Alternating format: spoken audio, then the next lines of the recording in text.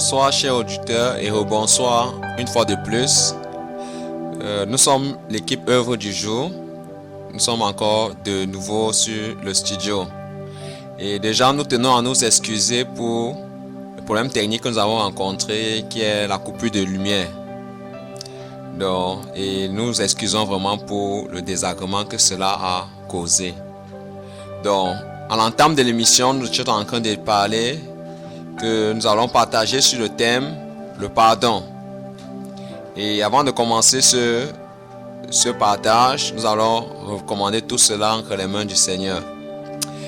Adonai, notre Dieu, notre roi, nous bénissons ton nom pour le privilège que tu nous donnes d'être réunis encore ce soir autour de cette radio Vie en Christ. Nous bénissons ton nom, Seigneur, pour la vie de nos auditeurs qui nous écoutent en ce moment, Seigneur.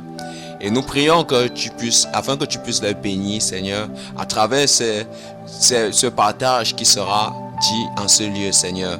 Et nous prions, Saint-Esprit, afin que tu disposes nos cœurs, tu disposes leur cœur, et que tu conduises toutes choses, car nous savons que tu es l'enseignant par excellence. Seigneur, sans toi, nous ne sommes rien, sans toi, nous ne pouvons rien, Seigneur. Voilà pourquoi nous te prions, Père, afin que tu puisses agir, Seigneur, et que l'honneur et la gloire te soient rendus. C'est dans le nom de Jésus-Christ, ton Fils, que nous t'avons ainsi prié. Amen. Amen. Adonai, Seigneur, béni soit encore ton nom, Seigneur. Et nous voulons encore, Seigneur, ce soir que tu puisses toucher un cœur, ce soir que tu puisses remplir un cœur de joie à travers ta parole. Seigneur, nous bénissons encore vraiment ton nom. Et comme nous sommes en train de dire, nous allons partager sur le pardon. Et le pardon, c'est vraiment un thème qui est très profond dans les Écritures. Et on ne peut parler du pardon sans parler de l'amour. Mais nous allons beaucoup plus attarder sur le pardon. Mais nous parlerons de temps en temps dans cet enseignement de l'amour. Et pour ce qui est de la définition du pardon, donc, lorsqu'on parle du pardon, et ça sous-entend qu'il y a une faute ou bien qui a été commise. Donc ça sous-entend qu'il y a une faute qui a été commise ou bien une offense. Et de ce fait, le pardon n'est rien d'autre que l'action que nous menons dans le but de réparer ou bien d'essayer de réparer le dommage ou bien la faute ou bien l'offense qui a été commise. Cette offense qui a été commise peut être vis-à-vis de notre prochain ou vis-à-vis de Dieu. Et ce que nous devons connaître, c'est que toute offense que nous commettons vis-à-vis de notre prochain, la personne qui est touchée de manière indirecte, c'est Dieu. Donc, autrement dit, le pardon revient à demander pardon vis-à-vis de Dieu. La personne principale qui est concernée par le pardon, c'est Dieu. Donc, voilà pour ce qui est de la définition. Et il y a un passage de base que le Seigneur nous mettait à cœur. Nous allons commencer par ce passage. Nous sommes dans Luc chapitre 17. Luc chapitre 17, du verset 3 jusqu'au verset 4. Donc je suis en compagnie d'un frère. Bon, je ne sais pas si mon frère peut nous aider dans la lecture. Oui, Luc chapitre 17, verset 3 à 4. Luc chapitre 17, du verset 3 à 4. Je lis dans le nom puissant de notre Seigneur Jésus-Christ. Prenez garde à vous-même.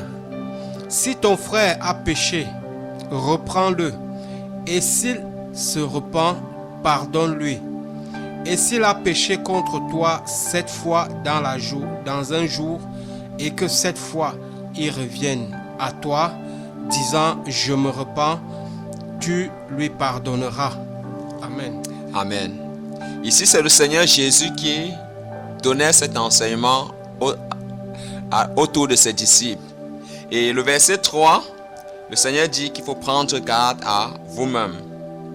Et le Seigneur mettait en garde premièrement les disciples parce que la faute peut arriver à n'importe qui. N'importe qui peut commettre les fautes. Et dans notre langage humain, on dit souvent que l'erreur est humaine. De lui demander de prendre garde. Maintenant, le Seigneur parle il s'intéresse maintenant à notre prochain. Donc, comme nous savons que le Seigneur dit prends garde, ça veut dire ce qui arrive à notre prochain peut également nous arriver. Maintenant, le Seigneur dira, si ton frère a péché, reprends-le. S'il se repent, pardonne-lui. Donc, le Seigneur parle que lorsqu'il y a une situation, si ton frère a péché contre toi, lorsqu'il y a une situation, il y a une faute qui a été commise, il y a une offense qui a été commise, nous devons, et que la personne vient pour demander pardon, nous devons pardonner cette personne. Et le Seigneur parle plus loin au verset 4, il dit, s'il a péché contre toi 7 fois dans une journée, et que 7 fois il revienne à toi, disant, je me repens, tu lui pardonneras. Le Seigneur précise ici, s'il a péché 7 fois en une journée. Et je pense que dans l'un des évangiles, dans Matthieu, le livre de Matthieu nous donne encore plus de détails concernant ce passage-ci.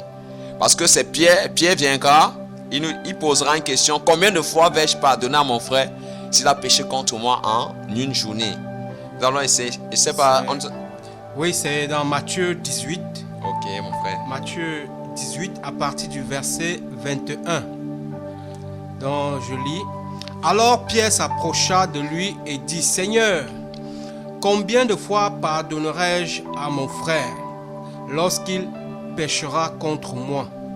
Sera-ce jusqu'à 7 fois? Jésus lui dit, au verset 22, je ne te dis pas jusqu'à 7 fois, mais jusqu'à 70 fois 7 fois. C'est pourquoi le royaume des cieux est semblable à un roi qui voulut faire rendre compte à ses serviteurs. Amen. Là, nous voyons le Seigneur dit à Pierre, parce que Pierre va après les propos de Pierre va demander est-ce que c'est seulement 7 fois qu'il faut pardonner, après les propos de Jésus.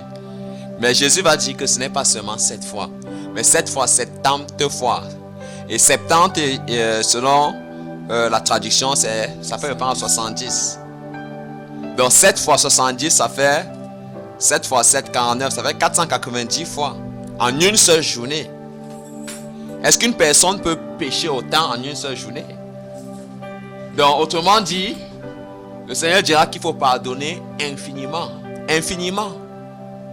Donc, celui qui est disciple de Jésus, comme Jésus s'adressait à ses disciples, doit avoir dans l'esprit la notion du pardon, l'importance du pardon. Il doit savoir qu'il faut pardonner infiniment. Pourquoi est-ce qu'il faut pardonner infiniment? Parce que notre Dieu est le pardon. Le pardon même, c'est notre Dieu. Il est amour, oui, mais son cœur, la Bible dit que Dieu est riche en miséricorde. La miséricorde de Dieu, c'est son pardon. Il pardonne infiniment. La seule condition, c'est que la personne vienne et la personne se repente. Donc, avant de continuer, je vais laisser la parole à mon frère. Oui, bien-aimé. Le pardon, c'est un thème qui est véritablement capital dans la vie du chrétien que nous sommes. Je dirais, tout chrétien qui veut avoir une vie de sanctification doit incorporer dans sa vie de tous les jours la notion du pardon. Parce que c'est quelque chose de capital, c'est essentiel pour une bonne marche avec le Seigneur. Et la parole nous dira, tout disciple accompli sera comme son maître. Et le Seigneur va aller plus loin en disant, si vous m'aimez, mettez mes paroles en pratique. Mettez mes commandements en pratique. C'est quelque chose qu'un disciple doit connaître. Admirer la vie de son maître et essayer de copier. Essayer de copier la vie de son maître. Et lorsque nous regardons la vie de notre Seigneur, notre Adonai, Yeshua HaMashiach, Jésus-Christ, nous comprenons qu'il a fait du pardon un pilier essentiel de sa vie, puisque tout au long de son ministère sur cette terre, il n'a cessé de pardonner les offenses. Amen. Il a dit, le Fils de l'homme a le pouvoir de pardonner. C'était le pouvoir qu'il avait et qu'il a toujours de pardonner les offenses. Amen. Et nous aussi, en tant que ses disciples, nous sommes appelés à pardonner. Nous sommes appelés à pardonner. Mon frère, tu as défini le pardon. Le pardon, ça veut dire qu'il y a quelqu'un au départ qui nous a blessés, qui nous a offensés. Et nous devons faire le premier pas. La plupart du temps, on attend toujours que ce soit l'autre qui fasse le premier pas. Or, le pardon, c'est nous, les chrétiens, en tant qu'enfants de Dieu, je suis appelé à faire toujours le premier pas. Je suis appelé à pardonner. Nous pouvons voir le Seigneur lui-même, lorsqu'il a été crucifié, il va dire, Seigneur, Père, pardonne-leur parce qu'ils ne savent pas. Amen. Le pardon est capital. Père, pardonne-leur parce qu'ils ne savent pas. Il n'y a qu'un ignorant qui ne pardonne pas. Lorsque nous lisons cette parole, nous pouvons retrouver cette parole dans Luc 23. Le livre, l'évangile de Luc, au chapitre 23, le verset 34. Luc 23, le verset 34. Il est important de comprendre et d'être des imitateurs de celui-là qui nous a sauvés. Luc 23, verset 34, je lis au nom du Seigneur Jésus. Jésus dit, Père, pardonne-leur, car ils ne savent pas ce qu'ils font. Il se partageait ses vêtements en tirant au sort. Amen. Amen. Père, pardonne-leur parce qu'ils ne savent pas ce qu'ils font. Ça veut dire que le Seigneur savait que ceux qui étaient en train de l'offenser étaient dans l'ignorance. Et c'est ça le chrétien. Le chrétien est éclairé. C'est celui-là qui vit dans la lumière. Il vit dans la lumière et il a la connaissance. Il sait ce qui est bien et ce qui est mal. Mais celui-là qui est encore dans les ténèbres ne peut pas faire la distinction entre le bien et le mal. Il est dans les ténèbres. Alors nous qui avons la capacité de voir, nous qui vivons dans la lumière, nous pouvons donc mettre ces agissements de ceux-là qui nous offensent dans le compte de l'ignorance. Parce que si ceux-là qui étaient en train de crucifier le Seigneur savaient vraiment à qui ils avaient affaire, je ne pense pas qu'ils pouvaient commettre un tel crime. Mais le Seigneur qui avait la compassion a compris et il savait qu'ils étaient voilés, ils étaient dans l'ignorance et c'est pourquoi ils étaient en train de commettre une telle atrocité. Mais le Seigneur va dire, Père, pardonne-leur parce qu'ils ne savent pas ce qu'ils font. Et nous, en tant qu'enfants d'Élohim, en tant qu'enfants de Dieu, nous sommes appelés à intégrer dans notre processus quotidien, dans notre marche quotidienne avec le Seigneur, la notion du pardon. Parce que nous, en tant que chrétiens, nous sommes éclairés. Nous vivons dans la lumière. Et c'est important. C'est important de savoir, d'avoir cette capacité. Et je vais aller plus loin en disant que pardonner requiert de l'amour. Tu as parlé, mon frère, tout à l'heure de l'amour. On ne peut pas pardonner sans aimer. Amen. Celui-là qui arrive à pardonner, c'est celui-là qui aime. Celui qui aime pardonne. Parce que l'amour nous donne la capacité de pardonner l'offense. La parole dira que l'amour couvre une multitude de péchés. Donc, nous qui avons donc connu, nous qui avons goûté l'amour du Seigneur, il est de notre intérêt de pardonner parce que nous aimons et que un jour le Seigneur, par son amour pour nous, il nous a aussi pardonné, mon frère. Amen. Oh Jésus, c'est magnifique. Et si nous voulons comprendre encore plus en profondeur la notion de pardon, j'aime souvent prendre l'image de notre Seigneur Jésus. Amen. J'aime souvent prendre l'image. Avant que nous puissions entrer encore plus en profondeur, comme mon frère l'a dit, le pardon véritable concerne l'enfant de Dieu.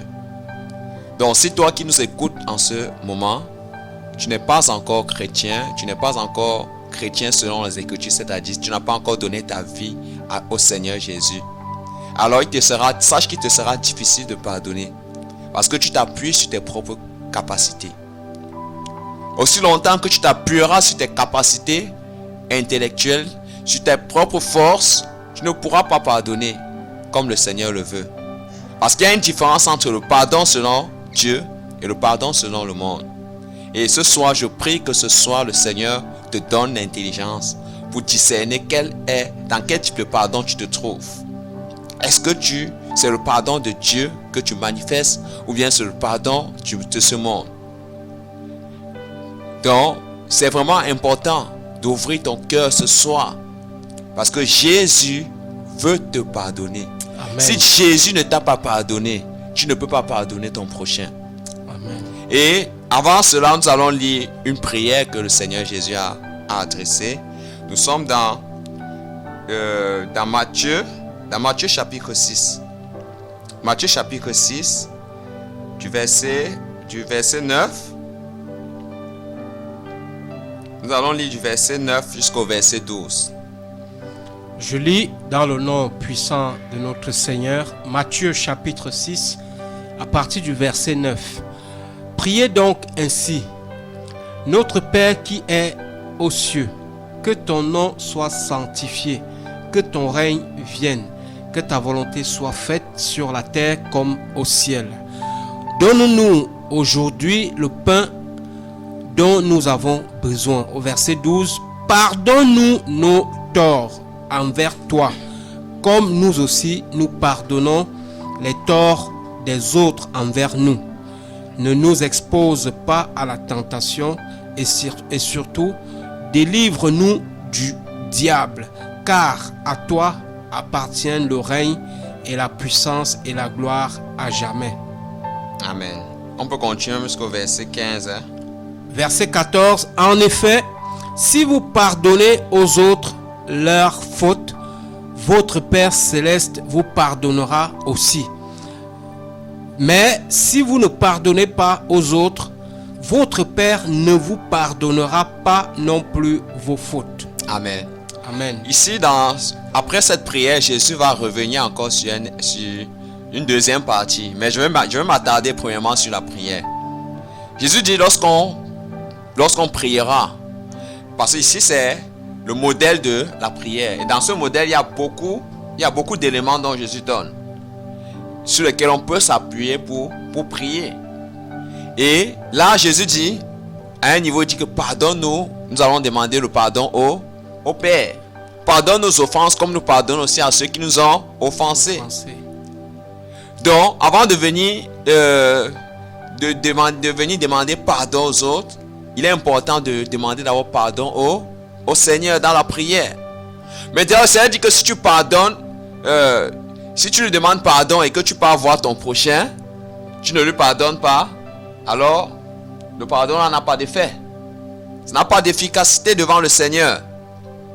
Donc tu demandes le pardon du Seigneur parce que tu veux pardonner ton prochain. C'est ce que le Seigneur dit ici. Donc c'est important. Dans la deuxième partie de ce passage, il le dit clairement que si vous ne pardonnez pas à votre prochain, comment est-ce que vous allez obtenir le pardon du Père? Donc nous voulons le pardon de Dieu, oui, mais on ne veut pas pardonner les autres. Avec Dieu, ça ne se passe pas ainsi. Et dans le monde, c'est souvent ce que nous rencontrons. J'ai pardonné à tel, je n'ai pas pardonné à tel. Donc, comment se fait-il que tu pardonnes à tel et tu ne pardonnes pas à tel? Avec Dieu, ça ne se passe pas comme ça. Ou c'est le pardon, ou ce n'est pas le pardon. Soit tu pardonnes à tous, soit tu ne pardonnes pas. Il n'y a pas de mélange avec Dieu. Donc c'est ça le Seigneur. On veut le pardon de Dieu, oui, mais est-ce qu'on est prêt aussi à pardonner les autres? Est-ce que nous sommes prêts à pardonner les autres? C'est la question qu'on doit se poser. Et le pardon du Seigneur est un pardon inconditionnel. Amen. La Bible dit que nous, en tant qu'êtres humains, on était tous égarés. Chacun suivait son propre chemin. Chacun faisait comme il voulait. Et à cause de nos attitudes, de nos actes, nous avons blessé le cœur du Seigneur, notre Créateur. Et ainsi, on a été privé du salut. La Bible dit que Dieu qui est riche en bonté, en miséricorde, à cause de son grand amour dont il a envers nous les humains, il a décidé de quitter son trône pour venir sur cette terre nous pardonner en prenant l'apparence d'un homme. Amen. Et il s'est révélé en tant que Jésus-Christ. Il a souffert le rejet vis-à-vis de nous les hommes. Il a souffert les moqueries, l'incompréhension, toute forme de parole. Il a reçu toute forme de parole dure. On l'a bousculé, on l'a traité de tous les noms de démons. Belzébul, prince des démons. On a attribué les œuvres qu'il faisait au diable. Mais le Seigneur a pardonné. Depuis son parcours sur la terre, il a pardonné. Et à la croix, même en face des personnes qui le crucifiaient, il a pardonné. C'est ça l'amour. Et dans le pardon, nous voyons vraiment la notion de sacrifice. Donc si on veut pardonner quelqu'un, on doit être prêt à nous sacrifier. Comme mon frère l'a si bien dit, c'est à nous de payer, de faire le premier pas, comme le Seigneur l'a fait. Le Seigneur est mort à la croix afin que nous puissions être pardonnés. Parce que le pardon implique la réconciliation avec la personne. Et la Bible dira que sans effusion, nous allons lire le passage, nous sommes dans Hébreu.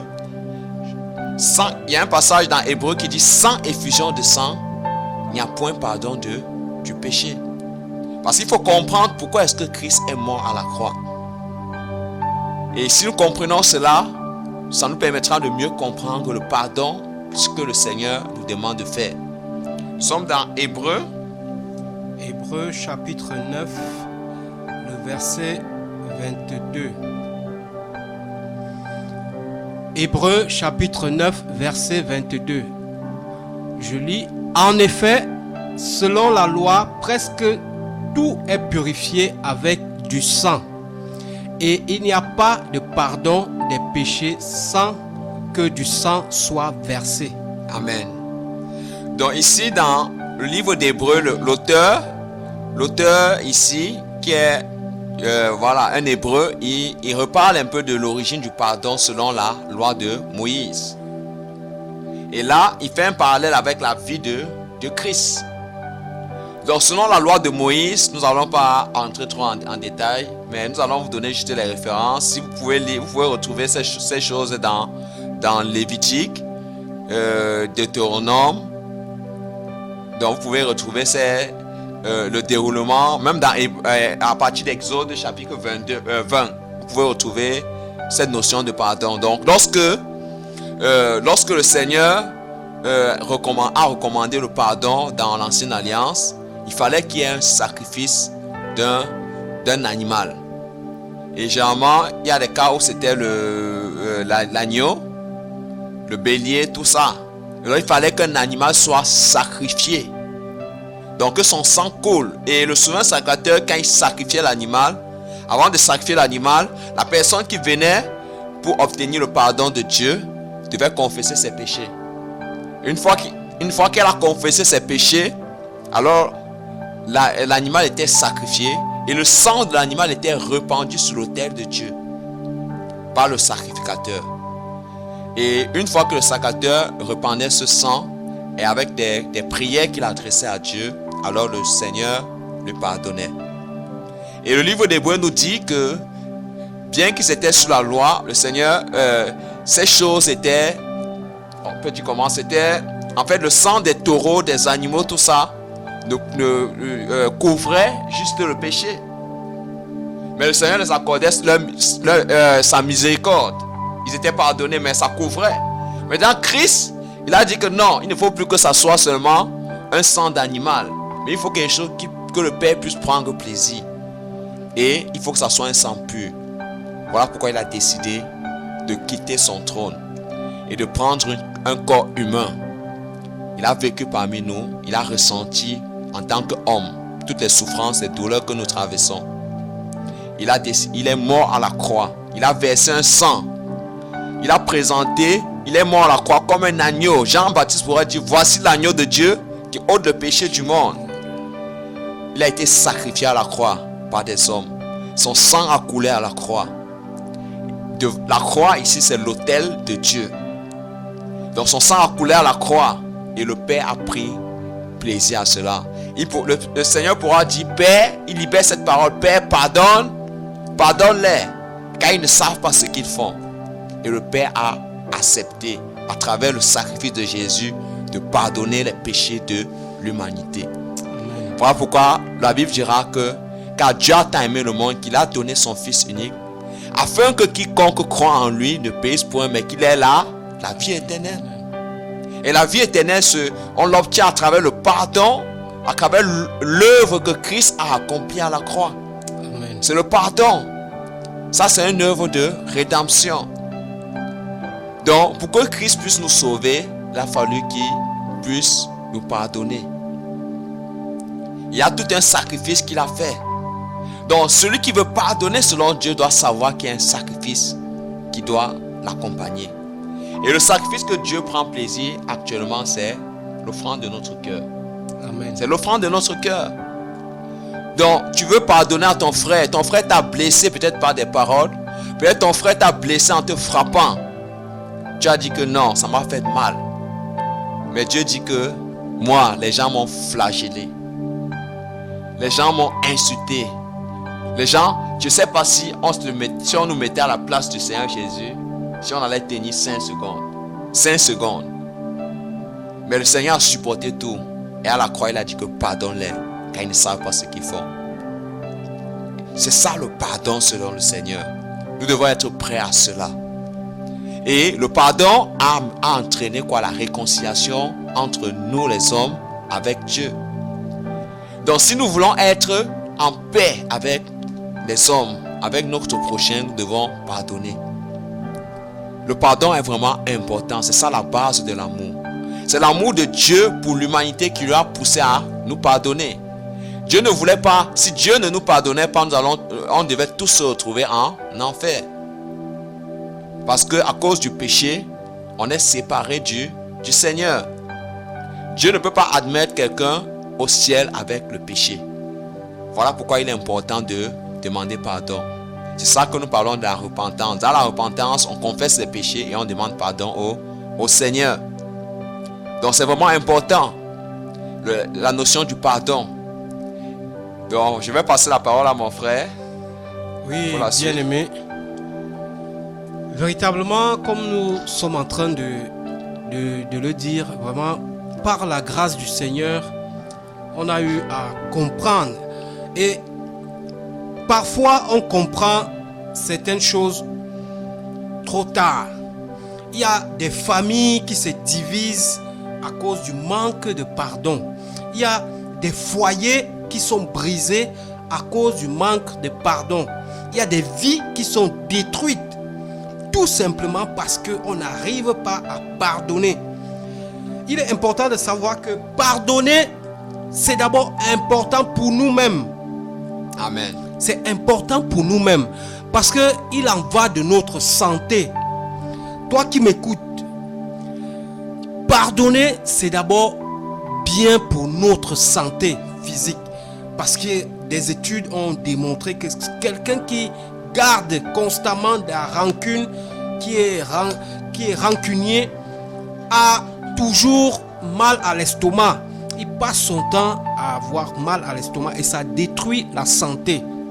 C'est terrible à quel niveau le péché peut détériorer la santé physique de quelqu'un. Parce que le manque de pardon, c'est un péché. Ne pas pardonner, c'est passer à côté du but.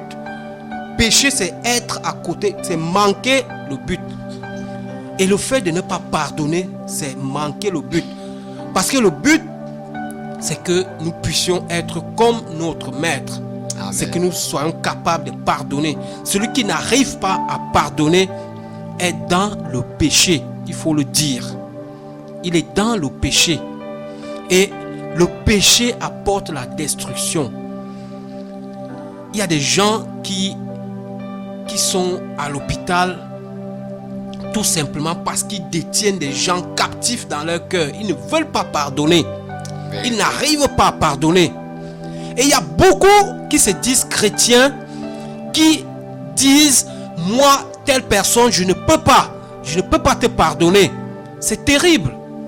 Un chrétien qui dit, je ne peux pas te pardonner.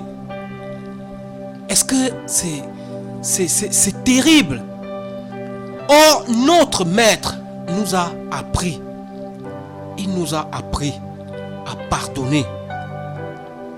Il nous a appris à pardonner. C'est important de comprendre que le pardon est capital. Non seulement pour notre santé, mais aussi pour notre éternité. Nous avons lu tout à l'heure dans l'évangile de Matthieu au chapitre 6.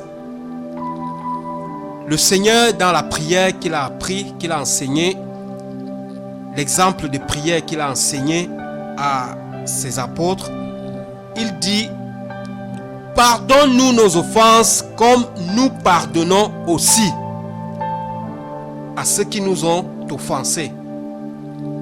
C'est terrible. Ça veut dire que lorsque je m'approche du Seigneur pour demander pardon, comme tu l'as si bien dit, il faut que moi-même je me rassure d'abord que je fais de même. Il faut que je me rassure. Et le Seigneur est tellement juste. Le Seigneur est tellement juste. Il a instauré des lois. Il a instauré des lois. C'est pourquoi la Bible nous dit que si nous ne pardonnons pas, le Seigneur ne peut pas nous pardonner. C'est terrible. Si nous ne pardonnons pas, il ne peut pas nous pardonner. Parce qu'il est obligé de respecter la loi que lui-même il a instaurée. Le Seigneur est le législateur. Il est obligé de respecter les lois que lui-même il a instaurées. La parole nous dit, si nous ne pardonnons pas, lui également ne peut pas. Ce n'est pas qu'il ne veut pas, mais il ne peut pas nous pardonner. C'est ce que nous dit la parole. Que le Seigneur ne peut pas nous pardonner nos péchés si nous ne pardonnons pas. Ça veut dire qu'il en va de notre éternité. Nous, chrétiens, toi, chrétien qui m'écoutes ce soir, il faut comprendre. Comprends très bien que si tu n'arrives pas à pardonner, même si quelqu'un t'a fait quoi que ce soit, peu importe le degré ou l'intensité de la faute, si tu n'arrives pas à pardonner, la Bible dit que le Seigneur ne peut pas non plus te pardonner. C'est terrible. Et à cause d'un problème, tu vas passer à côté de l'éternité parce que tu n'arrives pas à pardonner à ton prochain. La parole est claire. Il faut que nous comprenions. Et avant de continuer, nous allons demander à tous ceux qui veulent intervenir dans l'émission, si vous avez des questions à poser ou bien des éclaircissements à apporter, vous pouvez appeler au 657 89 72 77. Je je rappelle 657 89 72 77. Vous pouvez nous envoyer soit un SMS, soit appeler et nous allons vous prendre en direct de l'émission. Parce que nous traitons là un problème capital qui peut nous empêcher d'entrer dans le royaume des cieux. Et ça sera vraiment dommage que pour si peu, parce que mon frère l'a dit, comparé à ce que notre maître a subi, comparé à ce qu'il a subi, ce qu'on peut bien nous faire est tellement minime. Et à cause d'un problème aussi important soit-il, ne passons pas à côté de notre éternité. Je vous en supplie, je vous en conjure, ne passons pas à côté de notre éternité. Le pardon est capital. Il est important de pardonner parce qu'il en va de notre éternité, mon frère.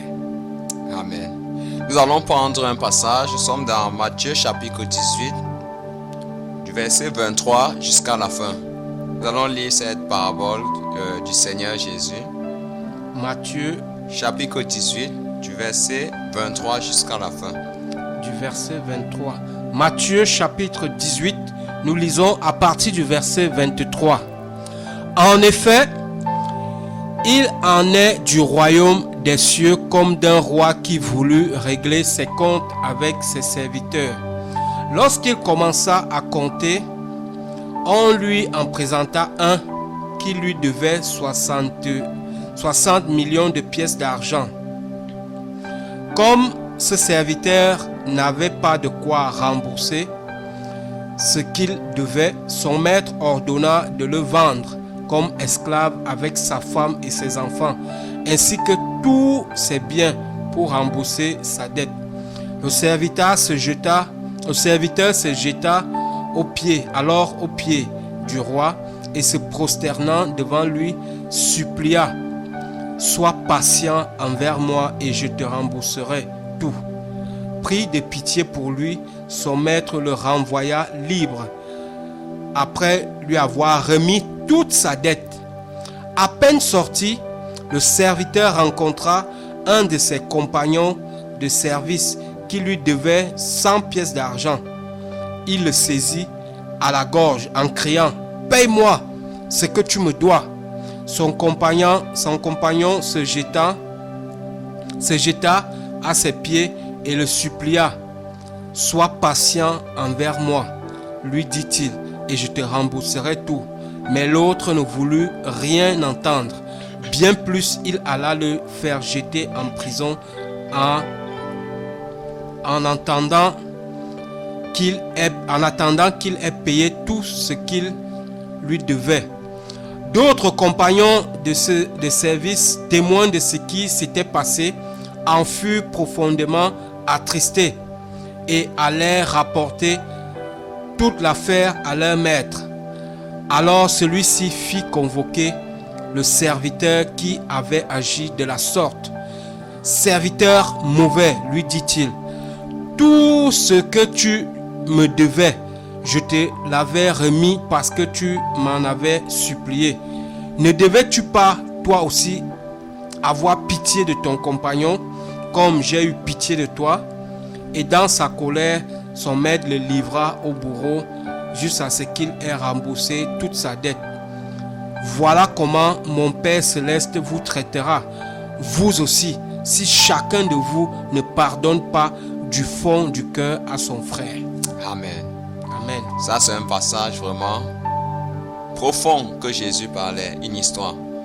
Et ce qu'il faut comprendre dans cette parabole, c'est que Jésus l'a bien dit en faisant la conclusion que le roi ici, c'est le Père. Le Père a un cœur tellement grand pour pardonner, tellement large pour pardonner. Et ici, nous avons deux types de serviteurs qui servaient Dieu, qui était le roi. Il y avait un qui devait beaucoup d'argent. Donc, qui peut être évalué peut-être même à 1 million ou plus. 60 millions 60 millions de francs CFA d'argent. ou plus.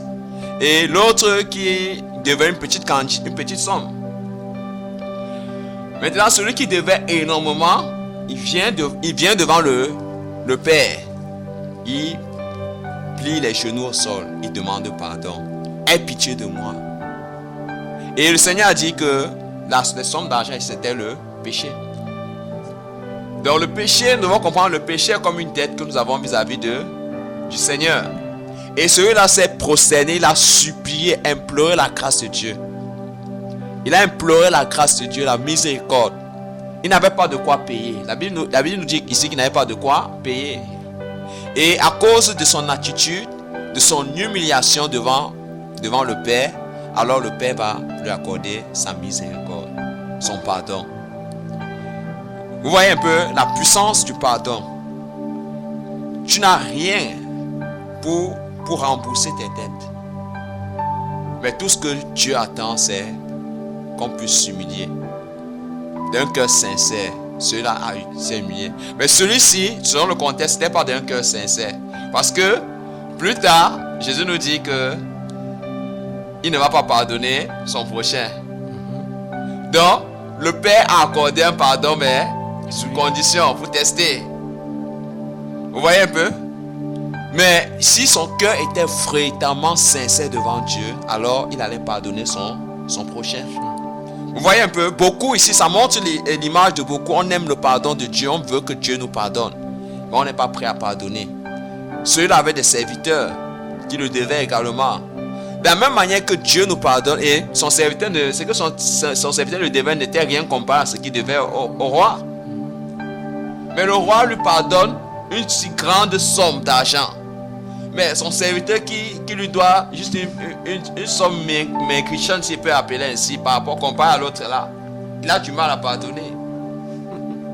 Vous voyez, on aime les bénédictions de Dieu, on aime le pardon du Seigneur, mais on n'est pas prêt à pardonner notre prochain. C'est ça. Et là, immédiatement, quand il est pardonné, il part voir son prochain. Son prochain manifeste la même attitude vis-à-vis de lui. Il n'a aucune compassion. Bien-aimé, j'aimerais te dire que Dieu est celui qui a un cœur rempli de compassion. Amen. Peu importe ce que tu as fait comme péché, peu importe des milliards ou bien des milliards de péchés que tu as commis depuis ta naissance jusqu'à présent, peut-être tu te dis que tu es la personne la plus souillée, la plus impure, qui ne mérite pas le pardon de Dieu.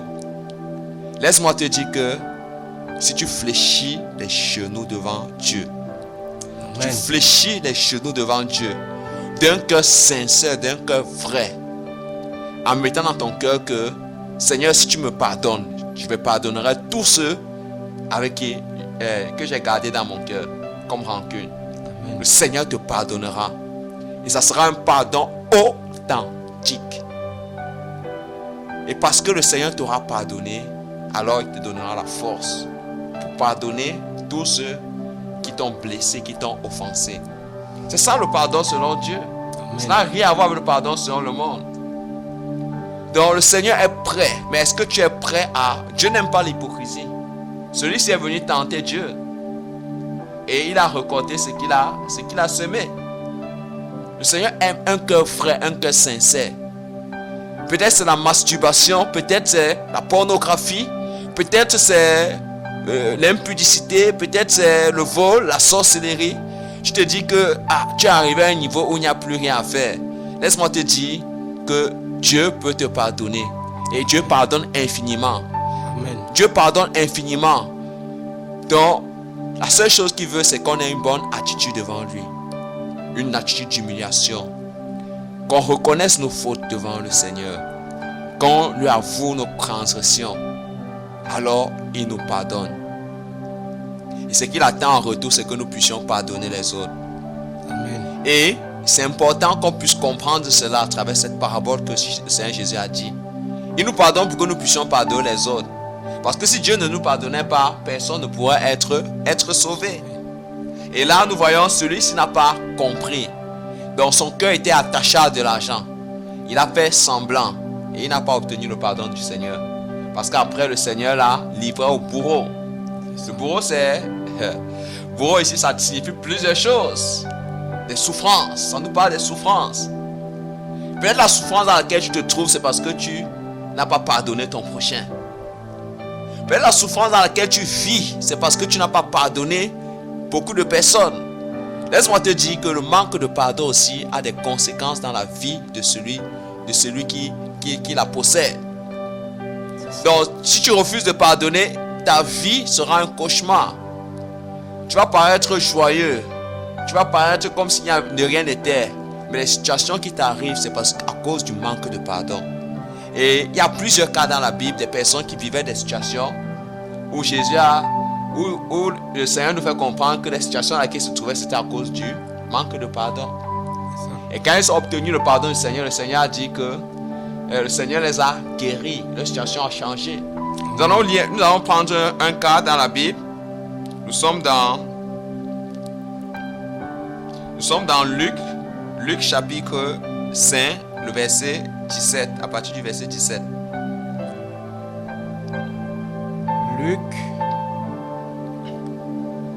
Luc chapitre 5, à partir du verset 17. Je lis au nom du Seigneur. Un jour, il était en train d'enseigner. Des pharisiens et des enseignants de la loi étaient assis dans l'auditoire. Ils étaient venus de tous les villages de la Galilée et de Judée, ainsi que de Jérusalem. La puissance du Seigneur se manifestait par des guérisons que Jésus opérait. Voilà que survinrent des hommes qui portaient un paralysé sur un brancard. Ils cherchaient à le faire entrer dans la maison pour le déposer devant Jésus, mais ils ne trouvèrent pas moyen de parvenir jusqu'à lui à cause de la foule. Alors ils montèrent sur le toit, ménagèrent une ouverture dans les tuiles et firent descendre le paralysé sur le brancard en plein milieu de l'assistance, juste devant Jésus. Lorsqu'il vit la foi de ces gens, Jésus dit: Mon ami, tes péchés te sont pardonnés. Les spécialistes de la loi et les pharisiens se mirent à raisonner et à dire: Qui est donc cet homme qui prononce des paroles blasphématoires? Qui peut pardonner les péchés si ce n'est Dieu seul? Mais Jésus connaissait leur raisonnement et il leur dit: Pourquoi raisonnez-vous ainsi en vous-même? Qu'est-ce qui est plus facile? Dire tes péchés te sont pardonnés ou dire lève-toi et marche? Eh bien, vous saurez que le Fils de l'homme a sur la terre le pouvoir de pardonner les péchés. Il déclara au paralysé: Je te l'ordonne, lève-toi, prends ton brancard et rentre chez toi. Aussitôt, devant tout le monde, l'homme se leva, prit le brancard sur lequel il était couché et s'en alla chez lui en rendant gloire à Dieu. Et verset 26. Verset 26. Tous furent saisis de stupéfaction. Ils rendaient gloire à Dieu et remplis de crainte, disaient: Nous avons vu aujourd'hui des choses extraordinaires. Amen. Amen. Là, nous voyons la situation d'un homme qui était paralysé. Et pendant que Jésus était dans cette ville, il prêchait la parole de vie, la parole qui change les cœurs. Et cet homme a été touché. On a déplacé cet homme sur un brancard, sur un livre. Ils ont écouté la parole, ils ont été touchés. Ils ont dit qu'on ne va pas rester là avec cette parole. Il faut qu'on rencontre le Maître. Amen. Parce qu'ils ont compris qu'il y a un acte qu'il fallait qu'ils posent. Amen. Et malgré le fait qu'il y avait tellement une foule nombreuse qui les empêchait d'atteindre Jésus. Laisse-moi te dire, peut-être qu'il y a une foule nombreuse qui t'empêche d'atteindre Jésus. Mais peut-être tu n'as pas encore fait ce qu'il faut. Ce soir, fais ce qu'il faut. Amen. Il n'y a pas de foule qui peut nous empêcher d'accéder au pardon. Et ce paralytique, le Seigneur a donné une inspiration à ceux qui l'accompagnaient. Ils sont montés à travers le toit. Ils ont démonté le toit. Évidemment, à l'époque, les toits étaient archaïques, pas comme nos toits que nous avons de nos jours. Ils ont démonté, ils sont approchés de Jésus. La Bible dit que Jésus a vu la foi qu'ils avaient. Et pour que ce paralytique, sa situation puisse changer, il fallait que ce paralytique obtienne le pardon du Seigneur. C'est ça. Sa guérison s'est faite en 2 étapes. La première étape, c'était le pardon. Et la deuxième étape, c'était une parole de restauration. Amen. Et laisse-moi te dire que sans le pardon, la restauration ne sert à rien. On peut te dire que tu es guéri, machin ceci. Tu n'obtiens pas la guérison parce que tu n'as pas obtenu le pardon. Et le paralytique avait compris qu'il avait besoin du pardon. Il s'est repenti dans son cœur en entendant la parole du Seigneur. Et là, le Seigneur pouvait apprécier, parce que sans la foi, il est impossible d'être agréable au Seigneur. Le Seigneur pouvait apprécier ce paralytique. Et parce que le Seigneur l'appréciait, le Seigneur lui dit: mon enfant, tes péchés là que tu as confessés dans ton cœur, je te les pardonné. Je te les pardonne maintenant. Et les gens étaient choqués parce que Jésus est Dieu. Amen. Il a le pouvoir de pardonner sur la terre comme dans le ciel. Donc Jésus était Dieu, bien qu'il était ici en tant qu'homme, mais il était aussi en tant que Dieu. C'est ce que la Bible nous dit. Il a pardonné ce jeune homme. Et après là, il lui dit: porte ton lit et vas-y. Et il a été guéri. Amen. Donc le manque de pardon amène des situations. Donc la situation dans laquelle cet homme se trouvait, c'était à cause du manque de pardon. On ne sait pas combien, ça fait beaucoup d'années qu'il se trouvait dans ça. Combien de personnes il gardait dans le cœur? Combien de personnes il avait offensé, ou bien il avait offensé, qu'il avait gardé dans le cœur? Mais il a compris ce jour, en écoutant la parole du Seigneur Jésus, qu'il fallait pardonner. Et là, il a accepté, il a ouvert son cœur au pardon. Et le Seigneur l'a pardonné. Et parce que le Seigneur l'a pardonné, il a obtenu aussi la guérison du Seigneur. La guérison du Seigneur. Donc le pardon selon Dieu a aussi des bienfaits. Ça nous libère de beaucoup de choses. Amen. De plein de choses. Donc c'est important. Il y a la guérison qui vient avec le pardon. Il y a la délivrance qui vient avec le pardon. On est délivré de l'emprisonnement, des chaînes dans lesquelles on se trouvait. C'est ça. Et on peut vraiment nous approcher du Seigneur dans toute liberté parce que le Seigneur nous a délivrés. Et seul Jésus pardonne. Comme il a dit ici, il a reçu le pouvoir pour pardonner. Donc tu pourras te dire que la situation dans laquelle tu te trouves est tellement difficile. Cet homme m'a tellement blessé. Je n'ai plus de goût de vivre. Ces gens ils ont tellement détruit ma vie. Seigneur. Mais dis-toi que le Seigneur, malgré tout ce qu'on a fait, le Seigneur a pardonné. Et le Seigneur est prêt à te pardonner. Le Seigneur est prêt à changer ta vie. Il est prêt à te sortir des ténèbres dans lesquelles tu te trouves actuellement. À cause de ce manque de pardon. À cause de cette haine que tu gardes dans ton cœur depuis des années. Le Seigneur voit cette haine. Et le Seigneur veut ôter cette haine. Le Seigneur veut ôter cette haine. Le Seigneur veut changer ta vie. Si tu es prêt à t'ouvrir au Seigneur, car sa parole qui est libérée ce soir, elle vient pour te délivrer. Amen. Elle vient pour te délivrer. Elle vient pour t'apporter une source de salut, une source d'espérance. Alors si tu es prêt à ouvrir ton cœur, le Seigneur viendra, il te pardonnera. Le Seigneur ne s'arrêtera pas seulement au pardon, mais il restaurera ta vie. Il restaurera ta vie. Ta vie aura de la valeur maintenant. Ta vie aura de la valeur. Car un nouveau départ va s'ouvrir dans ta vie. Comme ce paralytique, un nouveau départ. Un nouveau départ s'est ouvert à lui. Amen. Les gens pouvaient dire que, mais n'est-ce pas celui-là hier qui était paralysé, qui était là, le mépris des gens? N'est-ce pas celui-là que sa vie ne valait plus rien? N'est-ce pas celui-là qui était, voilà, dont on pouvait dire qu'il n'y a plus rien à faire? Mais Jésus a changé sa vie. Jésus a changé son histoire. Et Jésus veut changer ton histoire ce soir. Et je suis convaincu, comme nous l'avons lu dans cette parabole, cet homme pouvait voir toutes les personnes qui avaient des problèmes. Là, il dit que je vous ai pardonné. Parce que le Seigneur l'a pardonné parce qu'il a pardonné. Amen. Je vous ai pardonné. Ce qu'il y avait hier, ce n'est plus le cas. Vous voyez, c'est ça le pardon. Quand c'est d'un cœur sincère, de tout notre cœur, le Seigneur nous pardonne. Amen. Il nous pardonne. Et là, toutes ces personnes-là, avec lesquelles il y avait des problèmes, on peut facilement les regarder. Parce que celui qui ne pardonne pas, nous allons ajouter encore d'autres éléments.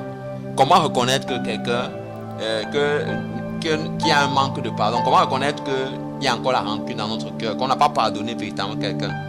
Là, c'est des questions qu'on va se poser. Si tu regardes ton frère, il y a quelque chose qui te fait dans le cœur. Peut-être que tu ne veux pas le sentir. À chaque fois que tu regardes ton frère, tu penses toujours à l'acte qu'il t'a fait. Sache que tu ne l'as pas pardonné. C'était un pardon du bout des lèvres. Tu ne l'as pas pardonné. À chaque fois que tu veux faire un acte pour ton frère, tu n'arrives pas à le faire. Tu es troublé. C'est un signe que le Seigneur te montre que tu ne l'as pas pardonné. Parce que si tu as pardonné ton frère, alors tu vas l'aimer. Et si tu l'aimes, tu vas faire des choses pour le plaire. Amen. Pour son plaisir. Pour lui plaire. C'est ça. Parce que le Seigneur nous a pardonné, il ne cesse de faire ses bontés envers nous. Amen. Il ne cesse de manifester ses bontés. C'est ça vraiment. Donc, examine ta vie ce soir. Par rapport à telle personne. Quand je pense à cette personne, quel est l'état de mon cœur? Est-ce que je peux faire un bien à cette personne? Est-ce que je peux faire un bien à cette personne? Si tu te rends compte que ce n'est pas le cas, alors tourne-toi vers Jésus et crie à Jésus que tu es fatigué de cette histoire. Tu es fatigué de ça. Que tu veux pardonner, Seigneur. Tu pardonnes ces personnes. Aide-moi, Seigneur. Libère mon cœur, Seigneur. Je suis fatigué de cette prison. Je veux avoir un cœur comme toi. Remplis-moi de ton amour. Remplis-moi de ta miséricorde. Et si tu es sincère, le Seigneur te pardonnera. Et le Seigneur libérera ton cœur.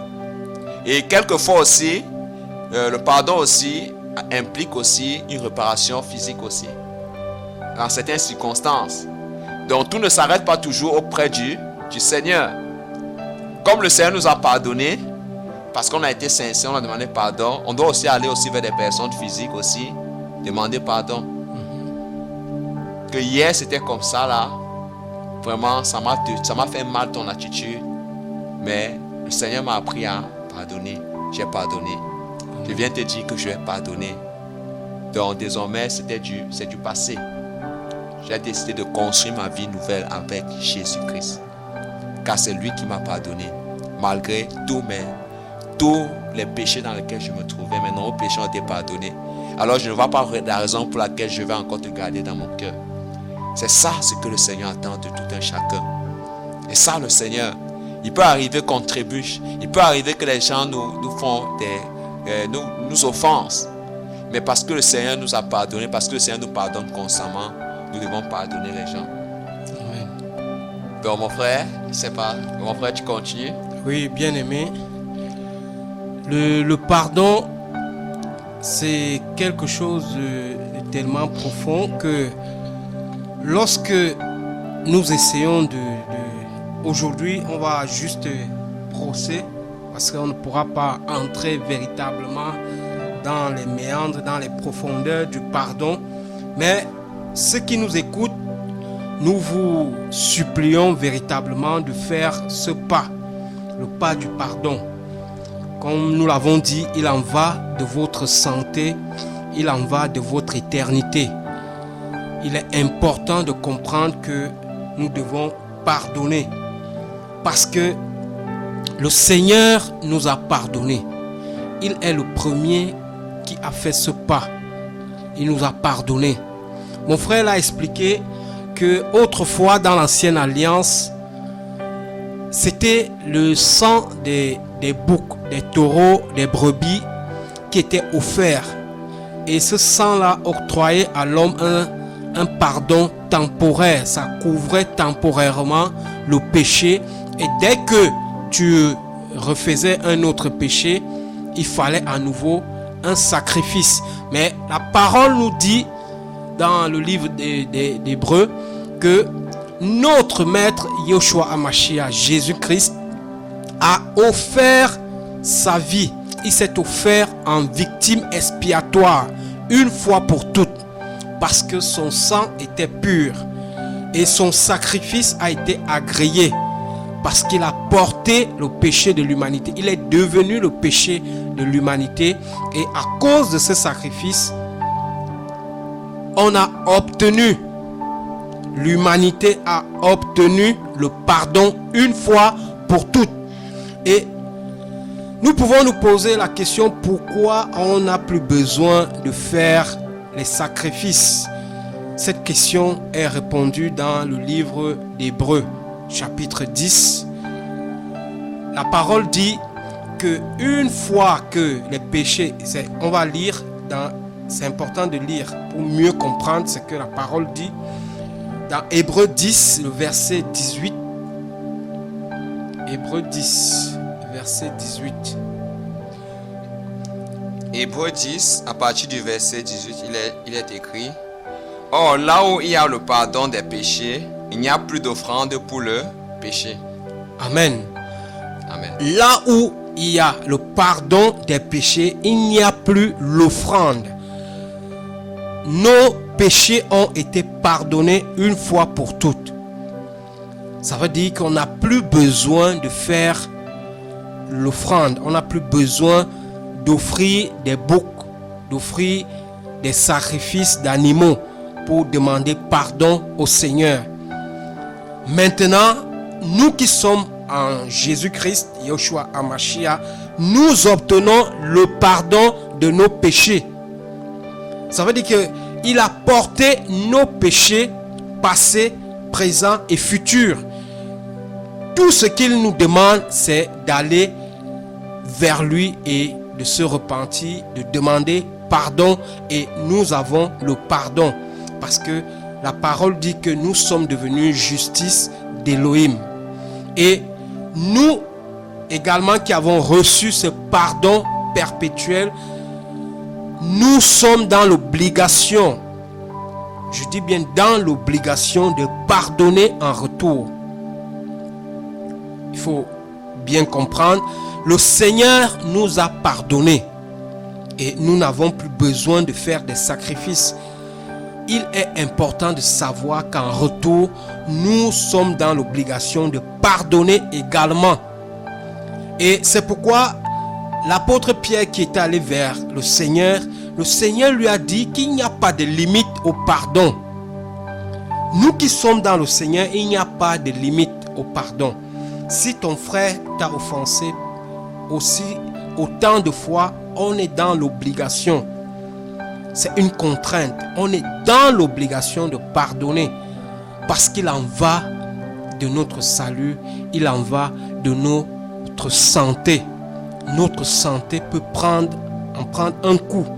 Et dans plusieurs exemples dans la parole, nous voyons des gens qui étaient malades, qui sont venus vers le Seigneur et à qui le Seigneur a dit: tes péchés te sont pardonnés. Et la guérison a suivi. Ou alors il guérit et ensuite il pardonne les péchés. Parce que on ne peut pas avoir la guérison sans avoir également le pardon des péchés. Il est important. La guérison qui vient du Seigneur suit ou bien précède toujours le pardon des péchés. Et il y a un texte qui me marque dans la parole, c'est dans le livre de Jacques. Le livre de Jacques au chapitre 5, le verset 17. Jacques chapitre 5, verset 17. Verset 15. Verset 15. Jacques chapitre 5, verset 15. Je lis au nom du Seigneur.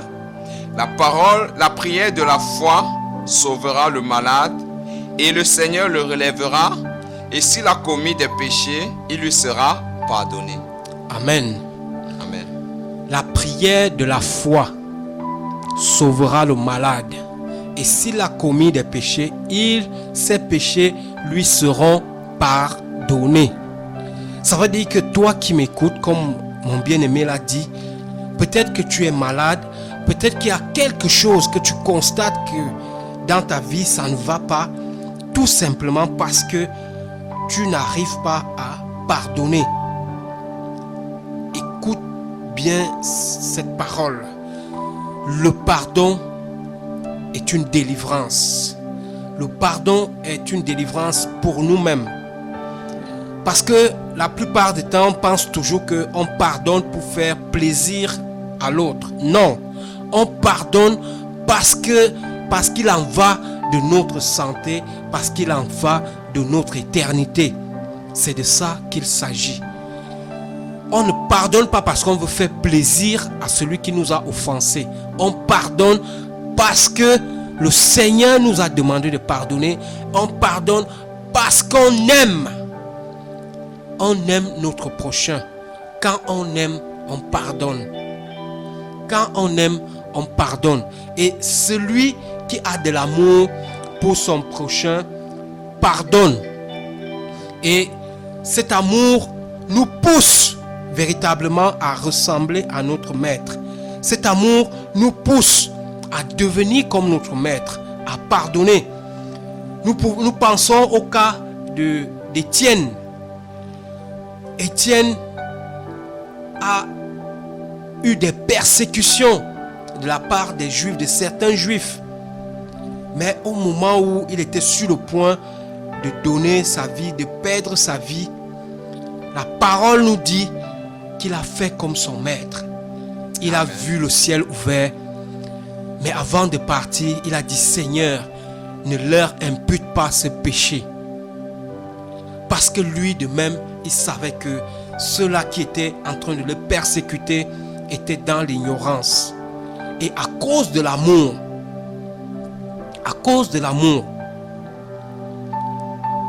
il a pardonné.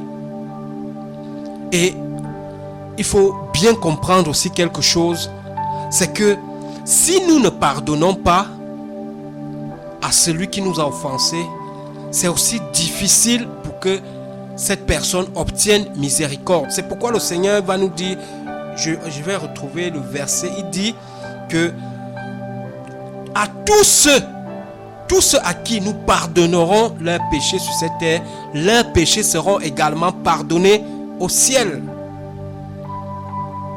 Je vais retrouver ce verset. C'est important de comprendre que nous avons un pouvoir terrible. C'est dans, je pense, Jean chapitre 20, le verset 23. Jean chapitre 20, nous allons regarder. Livre de Jean chapitre 20. Ok, c'est ça. Jean chapitre 20, verset 23. Ceux à qui vous pardonnerez les péchés, ils leur seront pardonnés. Et ceux à qui vous les retiendrez, ils leur seront retenus. Amen. Amen. C'est terrible. Ça veut dire que par manque d'amour, on peut bloquer le salut à une âme. Écoutons très bien le verset que nous avons lu. La parole dit: ceux à qui nous pardonnerons les péchés, au ciel leurs péchés seront également pardonnés. Mais ceux à qui on ne pardonnera pas, leurs péchés leur seront retenus. Est-ce que nous comprenons un peu la responsabilité que nous avons en tant qu'enfants d'Élohim? Ça veut dire que nous avons la capacité d'empêcher à une âme d'aller au ciel par notre manque d'amour. Par notre manque d'amour, on peut empêcher à quelqu'un d'aller au ciel. Quel égoïsme! Quel égoïsme! Nous, les chrétiens, le Seigneur nous dit que le pardon, que le salut est pour tous les hommes. Le Seigneur désire que nous tous, nous soyons sauvés. Et nous empêcherons à certains d'aller au ciel et nous pensons que le Seigneur va nous accueillir. C'est terrible. Nous devons apprendre à pardonner. Si tu as du mal à pardonner, fais l'effort. Demande au Seigneur. Demande au Seigneur. Prie. N'aie pas honte. Va devant le Seigneur. Dis à ton maître que tu as du mal. Et par le Saint-Esprit, il te donnera la capacité. Parce que c'est lui seul. C'est le Saint-Esprit qui nous donne la capacité de pardonner. Il est le seul à pouvoir nous donner la capacité de pardonner. Parce que pardonner n'est jamais facile. Pardonner, il faut l'amour du Seigneur dans le cœur. Il faut la grâce. Il faut la grâce. Il faut la grâce. Et nous devons comprendre ces choses, mon frère. Amen. C'est vraiment important ce que tu es en train de dire, mon frère. Donc, pour pardonner, vraiment, il faut aimer la personne. Et je profite par là pour dire que si un homme aime vraiment son épouse, il doit lui pardonner, peu importe ce qu'elle a fait. Donc, pareil aussi vis-à-vis de la femme. Donc, nous avons reçu un SMS d'un frère qui veut contribuer à l'émission. Et le frère dit, bonsoir frère, juste pour contribuer à cette émission. Quand nous ne pardonnons pas, nous faisons nous-mêmes prisonniers du problème. Et le manque de pardon nous tue à petit feu. Shalom. Ce SMS vient du 680. C'est un frère qui nous a envoyé ce SMS pour participer, pour apporter sa contribution à l'émission. Amen. Nous bénissons le nom du Seigneur. Donc, comme ce SMS le dit, donc celui qui refuse même de pardonner, lui-même aussi, il est prisonnier. C'est ça. Donc, pendant que tu bloques l'autre, tu emprisonnes toi l'autre. également, tu es emprisonné. Parce que le Seigneur ne va pas te pardonner. C'est ça. Le Seigneur ne va pas te pardonner. Mais si demain la personne trouve grâce et reçoit la parole, écoute la parole du Seigneur, la personne demandera pardon au Seigneur. La personne viendra vers toi. Mais dans ce cas, si tu refuses de pardonner la personne n'est plus bloquée, la personne est libre. C'est ça. Parce que la personne est allée vers toi. La La personne a été pardonnée devant le Seigneur, la personne est allée vers toi. Et comme nous avons dit, il y a des pardons qui nécessitent qu'il faut rencontrer les personnes. Parce qu'il y a des fautes qui impliquent des personnes. Si la faute concerne Dieu directement, tu demandes pardon seulement à Dieu. C'est ce qu'on appelle la repentance. Parce que dans ce thème, on parle aussi beaucoup plus de repentance. Mais si ça concerne des personnes, tu demandes pardon premièrement à Dieu. Et tu peux voir la personne, ou bien les personnes impliquées, tu leur demandes pardon à tout de rôle. S'il y a possibilité que tu puisses les rassembler, tous les personnes se connaissent, tu les rassembles et tu leur demandes pardon. Sans toutefois te justifier, tu demandes tout simplement pardon. Et le Seigneur restaure. La restauration suit directement. Amen. C'est important vraiment. Donc si tu as du mal, comme mon frère le disait, à pardonner, tourne-toi vers celui qui donne la capacité, Jésus-Christ. Implore sa grâce. Car tu as réalisé la nécessité de pardonner et tu veux pardonner. Seigneur, j'ai essayé par moi-même de pardonner cette personne. Je n'ai pas pu. Voilà pourquoi je viens vers toi. Car je sais que rien n'est impossible à ton pouvoir. Amen. Et je sais aussi que tout est possible à celui qui croit. Voilà pourquoi je me procède à tel que je suis. Avec mes limites, avec mes défauts. Et j'implore ta grâce, Seigneur. Oh Jésus, remplis-moi de pardon vis-à-vis de la personne, afin que j'aille vers cette personne et que je puisse libérer ton pardon, afin de pouvoir bénéficier de ta grâce et complètement de ton pardon. Celui qui fait cette prière devant Dieu agrée cette prière. Il y a des prières qu'il ne faut pas tenter Dieu. Dès que tu viens avec ce type de prière devant Dieu, il dit le résultat est à l'immédiat. Le résultat est à l'immédiat. Il y a des cas même, le Seigneur peut même souvent t'éprouver pour voir si tu es vraiment sérieux. Est-ce que tu vas laisser parce que tu ne vois pas le résultat? Insiste, persiste. Amen. Et là, tu vas voir une main auquel tu ne t'attendais pas. Tu vas voir une main qui va sortir de nulle part et qui va décharger ton cœur. Amen. Ça, c'est la main du Saint-Esprit. Et là, lève-toi et va vers cette personne. Ouvre Amen. seulement la bouche, les paroles vont sortir. Amen. Et plus tu vas ouvrir la bouche pour pardonner, tu verras la grâce de Dieu qui va accompagner ce pardon. Amen. Certains, tu ne les verras pas à l'instant, mais par la suite, tu verras. Il y a d'autres qu'à l'instant, tu verras la main de Dieu, la guérison de Dieu, la restauration de Dieu. Et par là, le Seigneur me donne une situation qui a été vécue. Et ça, c'est une situation qui a été vécue dans ma famille. Donc, j'avais un beau-frère qui aime le Seigneur, tout ça. Et lors de son mariage, il y a eu des combats, il y a eu des difficultés. Et au point où le mariage n'allait plus avoir lieu. À cause des tiraillements et autres qui sont arrivés, voilà. Nous sommes des hommes, on peut faire des erreurs. Et là, il y a un frère qui l'aimait et qui lui a partagé un conseil. Et ce conseil m'a beaucoup touché jusqu'à présent. Et ce frère lui a partagé ce conseil. Et c'est ce conseil que je partage aussi avec vous. Parce que ce conseil l'a aidé. Donc ce frère lui a fait part que quand il allait se marier également, il a eu une situation avec son père. Et son père ne voulait pas le mariage à cause de la tribu ethnique de son épouse, de sa future épouse. Malgré tout ce qu'il faisait, son père ne voulait pas. Mais il a reçu une parole du Seigneur qu'il a saisie. Alléluia. Parce qu'il savait que c'était la volonté de Dieu. Amen. Il est allé, il s'est prosterné devant son père. Il a demandé pardon à son père. Pardonne-moi, Père. Fais grâce. Il a supplié son père. Accepte cette femme. Et le simple pardon, cette attitude d'humilité, a fait fléchir le genou de son père. Amen. Ça a fait fléchir le genou de son père. Son père a dit que oui, mon fils, épouse cette femme. Donc, le pardon peut changer des situations qui atteignent certains niveaux. Un père qui n'était pas d'accord avec la tribu ethnique de son épouse, de la future épouse de son fils.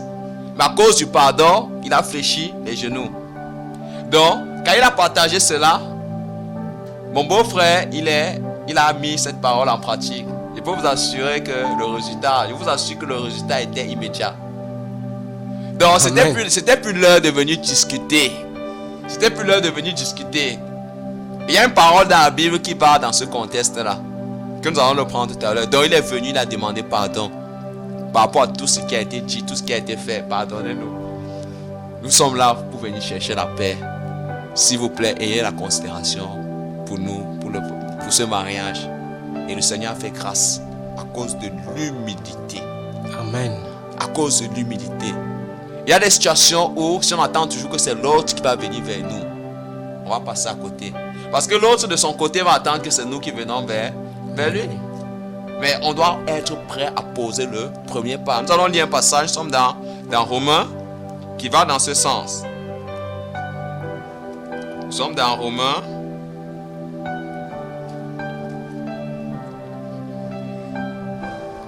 Je crois dans Romains chapitre entre 12 ou 13. Je vais retrouver ce passage.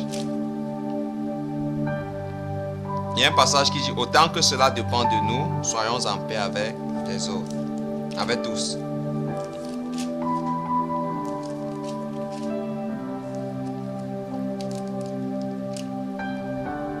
Dans Romains chapitre 12, le verset 18. Romains chapitre 12, le verset 18.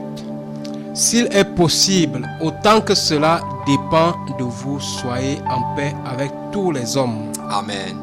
Ça, c'est un passage très puissant. Autant que cela dépend de nous. Qu'est-ce que tu as déjà, on doit se poser la question, qu'est-ce que j'ai déjà fait pour qu'il y ait la paix entre moi et mon prochain? À quel niveau mes efforts ont déjà été menés? Amen. Nous voyons qu'il y a la notion du sacrifice. Maintenant, à quel niveau de sacrifice j'ai déjà commis? Et à travers ces situations dont nous parlons, je vous assure, Il y a l'humilité, comme la parole le dit, précède la gloire. Amen. Celui qui vient en paix, parce que le pardon, c'est ça qui amène la paix. Il y a des situations où le pardon amène la paix. Celui qui vient en paix et qui sait que si on continue à discuter, ça ne va rien changer. Mais parce qu'il veut la paix, il vient tout simplement demander pardon. Il accepte de supporter l'injustice. Peut-être même il a raison. Il accepte de supporter l'injustice qui se vit. Et parce qu'il veut la paix, il descend, il fléchit les genoux, il demande pardon. Je vous assure, cette attitude, le Père agrée. Les Amen. cœurs qui étaient endurcis, les cœurs qui avaient déjà dit que non, il n'y a plus rien à faire, vont commencer eux aussi à fléchir les genoux. Ils vont commencer à fléchir les genoux. Peut-être que tu as une épouse que tu as tellement blessée. Tu ne sais plus comment faire. Voici une solution. Va devant elle. Fléchis les genoux. Demande-lui simplement pardon. Et tu vas voir le Seigneur à l'œuvre. Amen. Le Seigneur va restaurer les choses. Amen. Demande-lui pardon. Ne viens pas là pour chercher à argumenter. Viens juste pour demander pardon pour tout le mal que tu lui as fait. Amen. Pour tout le mal que tu as fait. Que tu te reconnaisses dedans ou pas, demande-lui simplement pardon. Et tu vas voir la main de Dieu, la main du Seigneur restaurer ton couple, restaurer ta famille. Peut-être ce sont tes enfants. La main du Seigneur va descendre, elle va restaurer. Parce que le pardon, il y a une puissance qui accompagne cela. Amen. Il y a une puissance qui accompagne cela. Le pardon est magnifique, c'est merveilleux. Donc c'est ce sacrifice-là. Si on est prêt, on recommande cela entre les mains du Seigneur. Seigneur, pardonne-nous. Seigneur, accorde-nous la grâce. Accorde-nous la force, Seigneur. Je vais recourir à cette arme. Je sais que tu vas agir. Je sais que tu es capable, Seigneur. Et là, le Seigneur va nous pardonner. Le Seigneur va te donner la force de pardonner. Et le Seigneur va faire fléchir le genou. Même si la personne était dure que comment, la personne va descendre. Parce que l'homme aime, par nature, l'homme aime se voir dessus de l'autre. C'est ça. Et à cause de ça, tu auras gagné ton frère. Amen. À cause de ça, tu auras obtenu ce qui est bon. Amen. Vous pouvez faire la paix. Donc c'est ça. N'attendons pas toujours que c'est les autres qui viennent vers nous qui viennent reconnaître leur tort. Mais allons vers ces personnes et demandons-les pardon. Allons vers ces personnes, reconnaissons nos torts et demandons-les pardon. Au nom de la paix, au nom du Seigneur Jésus, le Seigneur va les pardonner. Amen. Même si à l'instant ces personnes ne réalisent pas, on a fait ce qu'on a pu faire à notre niveau. La personne, tu ne sais pas ce que le Seigneur est en train de faire dans le cœur de la personne. Parce qu'il peut arriver aussi, la personne peut rester perplexe. Mais tu continues à prier le Seigneur. La personne reviendra demain. Dit, hey, ton attitude que tu as eue là m'a beaucoup marqué. Amen. Et la personne peut commencer à confesser aussi son tort et te pardonner. Et là, il y a la restauration, la réconciliation. Amen. La Bible dit que heureux ceux qui procurent la paix, car ils sont appelés fils du Très-Haut. Du Très-Haut. En tant que chrétiens, nous sommes appelés à amener la paix partout. Amen. Partout où nous nous trouvons, nous sommes amenés la paix. Et l'un des moyens par lesquels il y a la paix, c'est le pardon, c'est-à-dire l'humilité.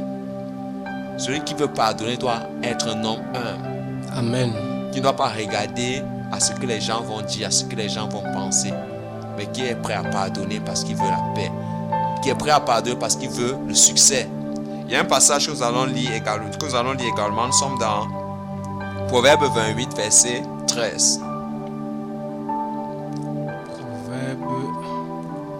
Proverbe chapitre 28, verset 13. Proverbe chapitre 28, au verset 13. Qui cache ses fautes ne prospérera pas. Qui les avoue et les délaisse obtient miséricorde. Amen. Amen. La Bible nous dit que celui qui cache ses transgressions, ses fautes, ne prospère point. Ici, la prospérité, ici, c'est devant le Seigneur. Mais plutôt celui qui confesse et qui les délaisse. Il obtient la miséricorde de Dieu. Amen. Si on veut la miséricorde de Dieu sur notre vie, si on veut le pardon de Dieu, si on veut la grâce de Dieu, si on veut, je ne sais pas dans quelle situation tu te trouves, la bénédiction de Dieu, alors il faut confesser tes péchés devant le Seigneur. Amen. Et si ces péchés impliquent des personnes tierces, alors tu peux voir ces personnes, tu reconnais tes fautes devant eux. Alors tu obtiendras la miséricorde du Seigneur. La grâce du Seigneur t'accompagnera. La grâce du Seigneur te restaurera et changera ta vie. Tu connaîtras la prospérité. Là où tu étais limité, tu verras la main du Seigneur étendre des possibilités afin que tu puisses avancer. Amen. Donc c'est magnifique, c'est merveilleux ce que le Seigneur peut faire à travers le pardon. Ce que le Seigneur peut faire à travers le pardon. Il est important qu'on puisse saisir. Il y a certains qui diront que bon, pour ceux qui sont mariés, pour justifiant par exemple l'adultère, ils vont prendre des passages du Seigneur en disant que bon, quand c'est l'adultère, on peut se séparer. Mais le Seigneur, nous avons lu au départ, le Seigneur dit que quoi, il faut pardonner. Celui qui sait qu'il doit pardonner, comment est-ce qu'il va penser au divorce? C'est impossible. L'amour, dans un contient, c'est l'amour pardonne. Donc si on aime notre prochain, il est vrai que les blessures peuvent faire tellement mal. Mais on a un Dieu qui est le médecin des médecins, le médecin par excellence. C'est celui-là qui pourra guérir les blessures que tu as reçues dans le cœur. Amen. Afin que tu puisses être une source de guérison pour les autres. Amen. Une source de restauration pour les autres. Amen. Comme le Seigneur l'a dit, prenez garde, parce que nous aussi nous sommes fautifs. Amen. Nous aussi on peut tomber. Qu'on ne croit pas que non, parce que l'autre a fait ceci, il est la personne la plus pire. Demain aussi, quand nous allons tomber, la personne aussi viendra se moquer de nous. Mais si on a pardonné la personne, alors la personne nous pardonnera. Amen. C'est ça. Donc, voilà pourquoi nous sommes appelés à avoir une bonne attitude. On doit avoir un cœur rempli d'amour. On doit pardonner les personnes. Amen. Peu importe ce qu'ils nous ont fait. Il est vrai qu'après le pardon, oui, voilà, les relations, maintenant, il faut qu'on puisse la reconstruire après. Parce que le pardon, le manque de pardon, ça crée des barrières, ça crée des dégâts. Après le pardon, maintenant, c'est à nous qui allons mettre toujours le premier pas pour aller vers la personne, pour que le Seigneur, la restauration puisse continuer à s'étendre parfaitement. Tu peux pardonner la personne d'un cœur sincère, mais en regardant la personne, ça ne va pas. Continue à prier le Seigneur, que le Seigneur est là. Maintenant, c'est la restauration. Tu pries que le Seigneur restaure les choses. Quand tu vois la personne, tu salues la personne. Si la personne est dans les difficultés, tu aides la personne. Tous ces actes de bonté que tu vas manifester dans la personne, ça va restaurer toutes choses. Le Seigneur va passer à travers cela pour restaurer. Et là maintenant, demain, si c'est une personne qui ne croyait pas, parce que les gens vont douter, est-ce que cette personne peut vraiment me pardonner? Mais en voyant ces actes de ces œuvres, la personne va réfléchir. La personne pourra venir même confesser des choses, reconnaître son tort auquel tu ne t'attendais pas. Que vraiment, je reconnais que dans l'affaire aussi, voici ma part que j'avais fait. Vraiment, je t'avais parlé mal aussi. J'avais mal agi. Et vraiment, tu avais raison.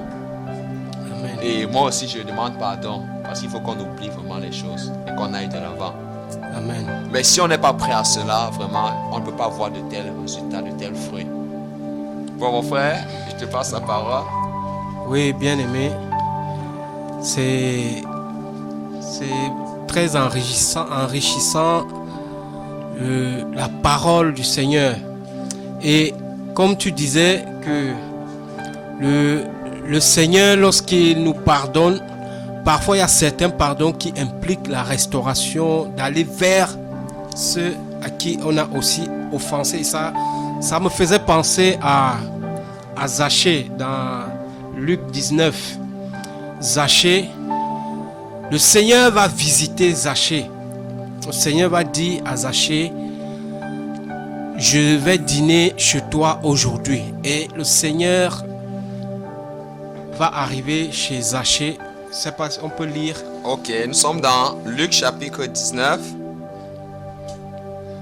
à partir du verset 1. Jésus, étant entré dans Jéricho, traversait la ville. Et voici un homme riche appelé Zachée, chef des publicains, cherchaient à voir qui était Jésus.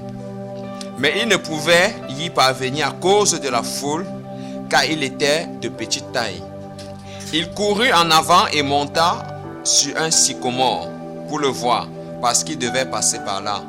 Lorsque Jésus fut arrivé à cet endroit, il leva les yeux et lui dit, « Zachée, hâte-toi de descendre, car il faut que je demeure aujourd'hui dans ta maison. » Zachée se hâta de descendre et le reçut avec joie.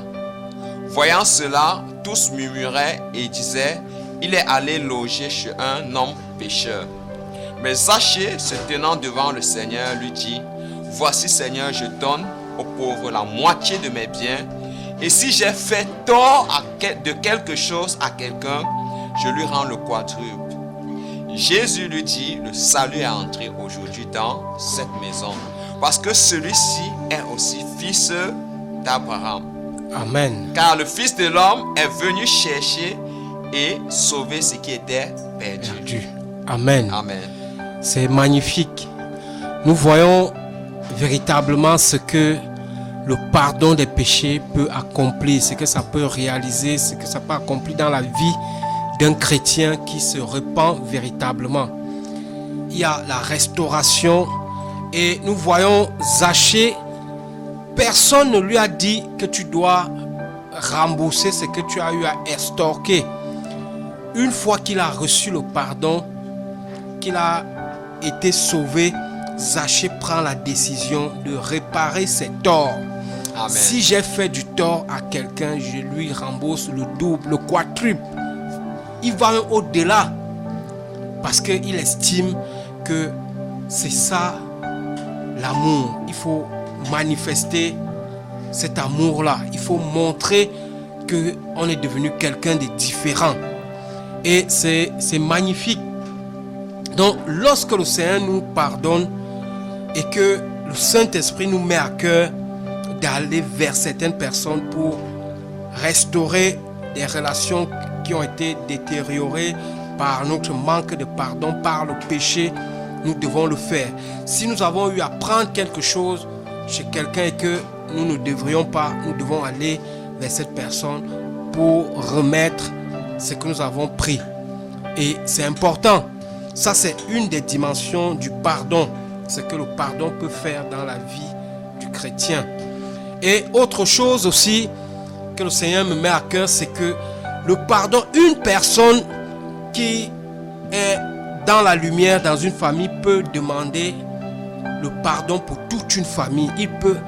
Amen. Il peut prier et avoir le pardon pour toute une famille, toute une nation. Et ça me fait penser à Daniel, qui était en exil et voyant que les 70 ans qui ont été prophétisés pour la durée de l'exil étaient arrivés, il s'est mis à genoux et il s'est humilié pour la nation juive, pour le peuple d'Israël. Et le Seigneur a exaucé sa prière. Il y a eu la délivrance. Et ça montre que si le Seigneur t'a mis dans ta famille et que tu te dis tu es le seul chrétien, sache que la responsabilité te revient. Alléluia. Parce qu'il y a des choses dans nos familles, des liens ancestraux, des choses, des envoûtements qui perdurent dans nos familles, tout simplement parce que personne n'a fléchi le genou pour s'humilier, pour demander pardon pour la famille. Et je vais te dire encore ce soir que le Seigneur t'appelle aussi à ça. Toi chrétien, toi qui es éclairé, tu dois t'humilier pour que le salut entre aussi dans ta famille, pour que la restauration entre dans ta famille, pour que le Seigneur puisse aussi délivrer, déchaîner ta famille, les membres de ta famille qui sont emprisonnés par exemple par des fétiches, par des esprits méchants, par des envoûtements. Le Seigneur désire les délivrer et il en va aussi de ta responsabilité, toi qui es chrétien, de fléchir le genou et de demander pardon pour ta famille. Amen. Pour que la délivrance soit aussi le partage de ta famille. Crois au Seigneur Jésus et tu seras sauvé, toi et ta famille. C'est aussi la responsabilité de chacun de nous de demander pardon pour nos familles. C'est véritablement ce que je voulais encore ajouter, bien-aimé. Amen. Nous bénissons encore vraiment le nom du Seigneur pour sa parole. Et nous comprenons encore que le pardon est un élément fondamental de la vie du chrétien. Et même de l'humanité. Parce que si nous voulons être en paix avec les gens, et surtout en paix avec Dieu, nous devons pardonner. Dieu, pour nous réconcilier avec lui, il a décidé de nous pardonner. Alors, pourquoi ne devons-nous pas pardonner en retour notre prochain? Donc, c'est vraiment important, la notion du pardon. Et nous avons vu les bienfaits du pardon. Nous avons vu les bienfaits du pardon que le pardon peut apporter dans notre vie et dans la vie de notre prochain.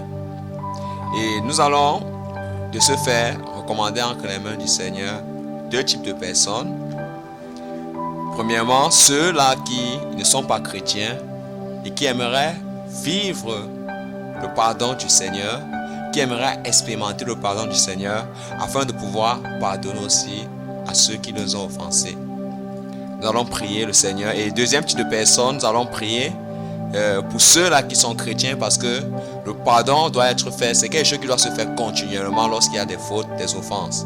Et pour ceux-là qui sont chrétiens et qui, à cause de certaines fautes, que ce soit vis-à-vis des frères en Christ ou bien des membres de leur famille, des persécutions, ont gardé des rancunes dans leur cœur, des haines, tout ça, afin que le Seigneur les accorde la grâce de pardonner. Parce que la Bible dira que si tu n'aimes pas ton frère, alors tu es un meurtrier.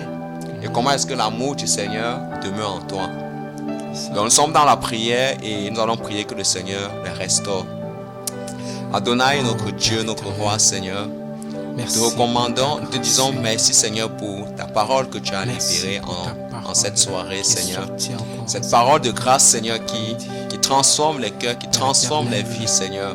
Seigneur, nous savons que tu as parlé, tu as touché, Seigneur, les auditeurs qui nous ont écoutés ce soir, Seigneur.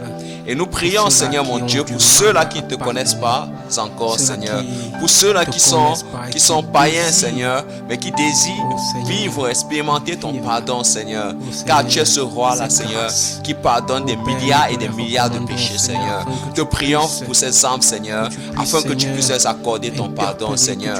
Oh, Adonai, pardonne-les, Seigneur, Père. Peu importe ce qu'ils ont commis, Seigneur, qui ne t'a pas glorifié, Seigneur. Que ça soit le vol, que ça soit le banditisme, que ça soit la sorcellerie, Seigneur, que ça soit la fornication, l'adultère, Seigneur, que ça soit le mensonge, que ça soit, Seigneur, la pornographie, que ça soit la masturbation, pour toute forme de péché qu'ils ont commis dans lequel ils se trouvent liés, Seigneur, dans lequel ils ne savent comment faire, Seigneur, pour sortir. Pour ceux-là qui se croient être les personnes les plus impures, les plus souillées, Seigneur, prions, Seigneur, afin que tu puisses les accorder ton pardon, Seigneur.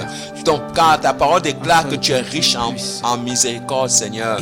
Tu es riche en bonté, Seigneur, Père. Nous prions afin que tu puisses les pardonner, Seigneur. Et que tu répandes dans leur cœur, Seigneur, ton amour, Seigneur. Tu répands dans leur cœur ton amour, Seigneur, afin qu'ils puissent obtenir ta miséricorde, Seigneur. Afin qu'ils puissent avoir un cœur rempli d'amour pour pardonner en retour, oh Père. Accorde-les ton Esprit Saint, Seigneur, afin qu'ils puissent pardonner en retour, Seigneur, et mener une vie qui t'est agréable, Seigneur. Te prions aussi, Seigneur, pour ceux-là qui sont chrétiens, Seigneur mon Dieu, et qui à cause des difficultés de la vie, Seigneur, qui à cause des persécutions vis-à-vis des membres de leur famille, vis-à-vis de leur entourage, vis-à-vis de leurs amis, vis-à-vis de tierces personnes, Seigneur, ont décidé de garder ces personnes dans leur cœur, Seigneur, et qu'aujourd'hui, à cause de cela a amené beaucoup de problèmes dans leur vie, qui à cause de cela, ils ont du mal à pardonner, ils ont du mal à vivre avec ces personnes. Père, nous prions, Seigneur, afin que tu puisses les pardonner, Seigneur. Que tu libères le cœur, Seigneur, mon Dieu. Ceux et celles qui sont sincères, Seigneur, devant toi, Seigneur. Nous prions que tu libères le cœur, Seigneur, mon Dieu, de ces forme de prison, Seigneur. Tu libères le cœur de ces rancunes, Seigneur. Tu leur donnes la force de pardonner, Seigneur mon Dieu. Et qu'ainsi ta bénédiction puisse couler dans leur vie, Seigneur. Que ta guérison puisse couler dans leur vie, Seigneur. Restaure-les, Seigneur mon Dieu. Restaure-les, Seigneur mon Dieu. Donne-les de vivre un nouveau départ avec toi, Seigneur.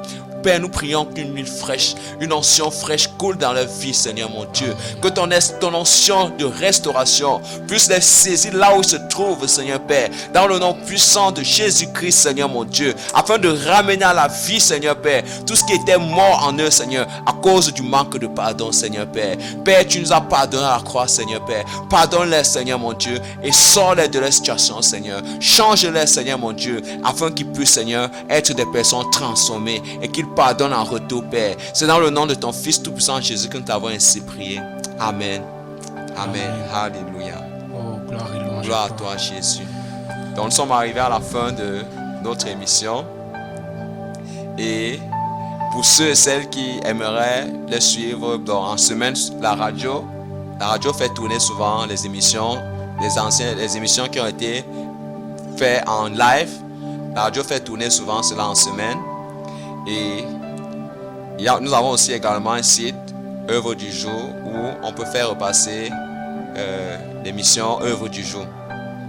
Donc il y a un site Œuvre du jour, c'est pas si mon frère peut communiquer. Le site et la chaîne. Oui, le site internet, il s'agit du www.oeuvredujour.com. Il y a une chaîne aussi. Il y a aussi une chaîne YouTube, Œuvre du jour. C'est le nom de la chaîne YouTube. Ok, nous vous remercions et soyez bénis dans le nom de Jésus-Christ. Amen. Amen.